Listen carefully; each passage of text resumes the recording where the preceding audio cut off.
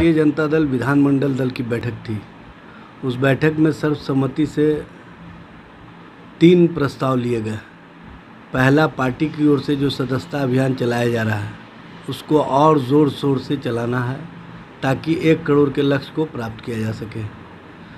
दूसरे है, जातीय जनगणना पर जो पार्टी का स्टैंड रहा और जो नेता प्रतिपक्ष ने स्टैंड लिया, उस स्टैंड पर बिहार सरकार और माननीय मुख्यमंत्री नीतीश कुमार ने आज सर्वदलीय बैठक जो बुलाया है, उसके लिए राष्ट्रीय अध्यक्ष के समक्ष प्रस्ताव दिया गया कि तेजस्वी जी के नेतृत्व में जातीय जनगणना के मुद्दे पर पार्टी का पक्ष रखने के लिए पार्टी का लोग जाएंगे।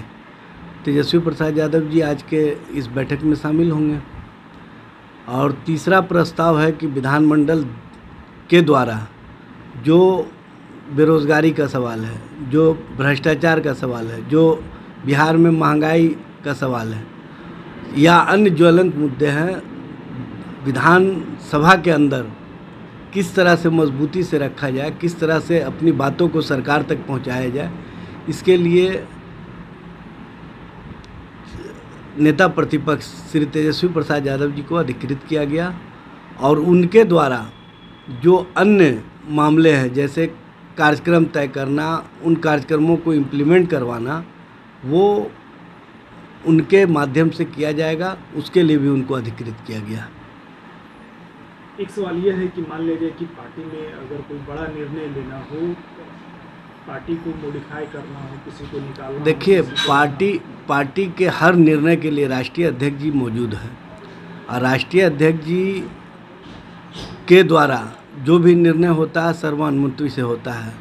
आपने देखा होगा कि बिहार विधान परिषद और राज्यसभा के उम्मीदवारी के फैसला के लिए संसदीय बोर्ड की बैठक हुई। बिहार संसदीय बोर्ड ने केंद्रीय संसदीय बोर्ड को अधिकृत किया, केंद्रीय संसदीय बोर्ड ने राष्ट्रीय अध्यक्ष जी को अधिकृत किया और राष्ट्रीय अध्यक्ष ने सबके सहमति के बाद राज्यसभा और बिहार विधान परिषद के प्रत्याशी की घोषणा की है, जिसमें सभी लोगों का कहीं ना कहीं सहमति रहा है। इसलिए सारे मामले और सारे फैसले राष्ट्रीय अध्यक्ष जी के माध्यम से लिए जाते रहे हैं।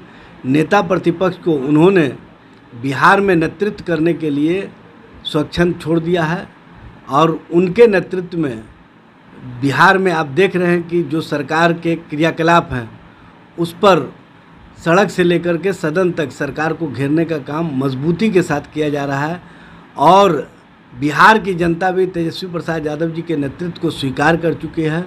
2020 के ही चुनाव में बिहार में सत्ता परिवर्तन हो गया था, लेकिन चोर दरवाजे से कहीं ना कहीं सत्ता का हरण हुआ और आप देख रहे हैं कि बिहार की जनता तेजस्वी जी के नेतृत्व पर और मजबूती के साथ उनकी स्वीकार्यता को बढ़ा रही है और स्पष्ट रूप से ये संदेश है कि बिहार में तेजस्वी प्रसाद यादव नेतृत्व करता है। तेजस्वी जी के नेतृत्व में ही बिहार में विकल्प की राजनीति राष्ट्रीय जनता दल कर रही है और जब भी कहीं कभी भी परिवर्तन होगा तो तेजस्वी जी के नेतृत्व में होगा। एक ये सवाल है कि क्या आने वाले दिनों में अब जल्द ही तेजस्वी प्रसाद यादव को राष्ट्रीय अध्यक्ष बनाया जा सकता है? देखिए, राष्ट्रीय अध्यक्ष का चुनाव अक्टूबर में राष्ट्रीय परिषद की बैठक में दिल्ली में लिया जाएगा और उसमें जो परिस्थितियां सामने आएगी और जो प्रस्ताव लोगों का आएगा उसी के अनुसार फैसला लिया जाएगा।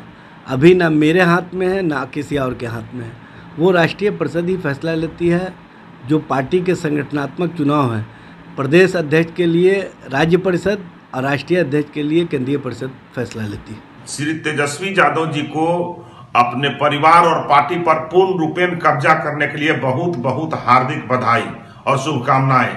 उन्होंने अपने पूरे परिवार पर तो कब्जा कर ही लिया था, अब पूरी पार्टी पर पूरा अधिकार उन्होंने बना लिया है और कब्जा कर लिया है और इसके लिए अब उनके पार्टी और उनके परिवार को भी बधाई कि अपने पुत्र को उन्होंने पूरी पार्टी का मालिक और जिम्मेवारी दे दिया है।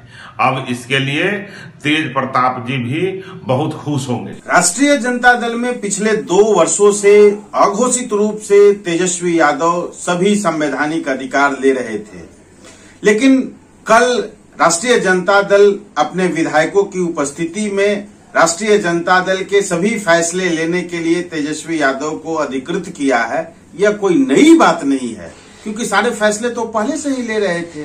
ये उनका पारिवारिक फैसले में जो अवरोध पैदा हो रहा था, आज उनको यह अधिकार दे दिया गया है। यह पहले से उनको अधिकार मिला हुआ था, कोई नई बात इसमें नहीं है। तमाम लेटेस्ट खबरों को सबसे पहले देखने के लिए सब्सक्राइब करें डिजिटल न्यूज़ 20।